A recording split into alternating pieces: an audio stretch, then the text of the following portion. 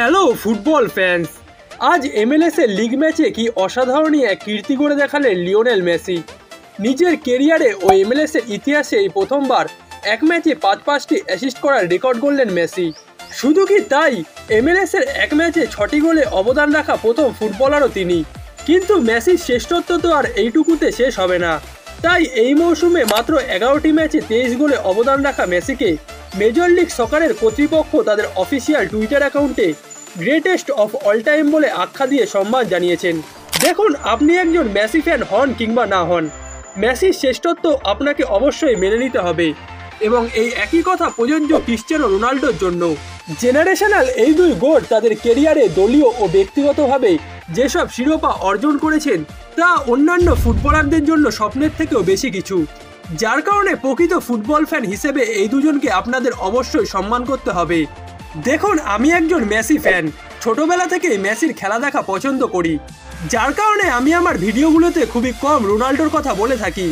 তবে এমনটা মোটেও নয় যে আমি রোনাল্ডোকে ডিসরেসপেক্ট করি কিংবা আমি একজন অ্যান্টি রোনাল্ডো ফ্যান। একজন বাস্তব ফুটবল ফ্যান হলে অবশ্যই আপনাকে রোনাল্ডোকে ভালোবাসতে হবে।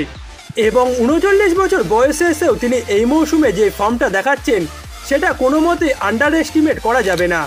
সর্বশেষ গেল ম্যাচে দুর্দান্ত এক হ্যাট্রিক করার মাধ্যমে তিনি তার দল আল নাসেরকে জিতিয়েছেন। এবং আজকে লিওনেল মেসি মাঠের মধ্যে যেটা করে দেখালেন সেটা তো এক কথায় অবিশ্বাস্য বলাই চলে।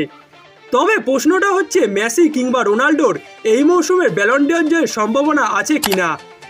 দেখুন, এই দুই খেলোয়াড়ের ব্যালন ডিওর জয়ের পথে সবথেকে বড় নেগেটিভ পয়েন্টটা হচ্ছে এই দুজন বর্তমানে ইউরোপের বাইরে খেলছেন এবং যার কারণে তারা ব্যালন ডিওরটির জন্য এমএলএস ও সৌদি লিগের মান বিবেচনাতেই পয়েন্ট পাবে। তবে চলতি মৌসুমে তাদের গোল সংখ্যা ও দলের জয়ের অবদানটিকে আপনারা কোনোভাবেই আন্ডার এস্টিমেট করতে পারবেন না। এবং বর্তমানে তারা যেই ফর্মে আছে, ইউরোপে খুব কম প্লেয়ারই আছে যারা কিনা এই ফর্মটা বজায় রাখতে পারছে। বর্তমানে ইউরোপের দিকে তাকালে চলতি মৌসুমের ব্যালন ডিওরটার জন্য জুড বেলিংহামকে ফেভারিট বলে মনে করা হচ্ছে। তবে এটাও মাথায় রাখতে হবে যে এই পুরস্কারটি বড় ম্যাচগুলোতে ইন্ডিভিজুয়াল পারফরমেন্সের ভিত্তিতেও দেওয়া হয়ে থাকে, যেমনটা এর আগের মৌসুমে লিওনেল মেসি কাতার বিশ্বকাপে করে আসার কারণে তিনি ব্যালন ডিওরটা জিতেছিলেন।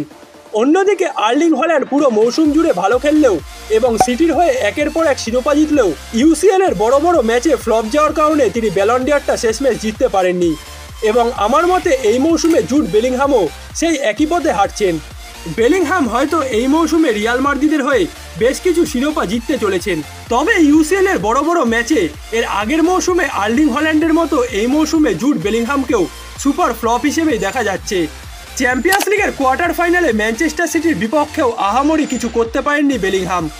এমনকি সেই ফাইনালে বায়ার্ন মিউনিখের বিপক্ষেও খুব একটা কাজে আসেননি রিয়াল মাদ্রিদের জন্য, যার কারণে আমার মতে এই মৌসুমে ব্যালন ডিওরটার জন্য লিওনেল মেসিকে রেসে টক্কর দিতে পারেন ভিনিসিয়াস জুনিয়র ও কিলিয়ান এমবাপ্পে।